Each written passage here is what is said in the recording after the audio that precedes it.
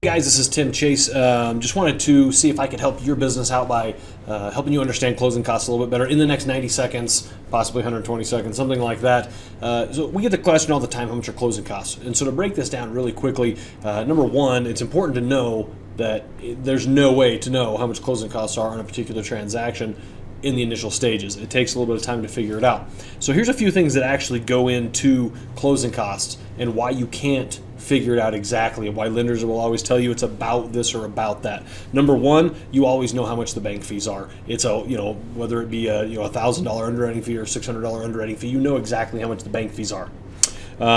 Credit reports. Credit reports are probably $30 to $40, but sometimes you have to order supplements or other items that could bump that up, quite easily to $80 or $90. Appraisals, termite inspection. So with an appraisal, you may have to get a reinspection. That can up the price by $125, $150. Let's say termites in Colorado. We were actually on the exclusionary list for a long time, and just this last, I think it was like September or something like that, they took us off this exclusionary list, meaning that if an appraiser says that we need to get a termite inspection, then we need to get a termite inspection in the state of Colorado now. Title fees, depending on the title company that's chosen, we never know what title company is going to be chosen. The next thing is kind of interesting, days of interest. If you close your loan at the end of the month, you're only going to have a couple days of interest. If you close your loan at the beginning of the month, you're going to have a whole bunch of days of interest. Everybody likes to lump closing costs and prepaids into one chunk. Prepaids are going to be your property taxes, homeowners insurance. Homeowners insurance. Let's say they've had a claim. Maybe they've had a fire or flood claim.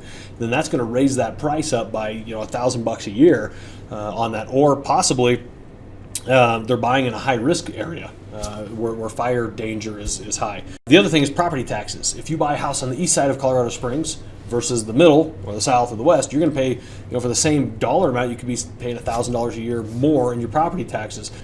For you, I want to give you a quick kind of summary on how you can explain this to clients. You can take the flat fee amount and just say, well, it's up to $260,000, $270,000. It's going to be about $4,500. If you want to get a little bit more detailed, you can say, okay, closing costs in the state of Colorado, the average closing cost is about $2,200 to $2,500 for closing costs. But then you're going to take your prepaids on top of that. And prepaids are going to be your taxes and your insurance. So for you as real estate agents, here's what you can say. You take your $2,500 for closing costs, which are about average in the state of Colorado. You're going to look up the property taxes, which in the MLS it should tell you what those property taxes are. And then you're going to give your best guess on your homeowner's insurance. If you want to make it really simple, just say, hey, go talk to the lender. That's the easiest thing to do, but it's important for you guys to understand what goes into this so that you can have an educated discussion with your clients along with us.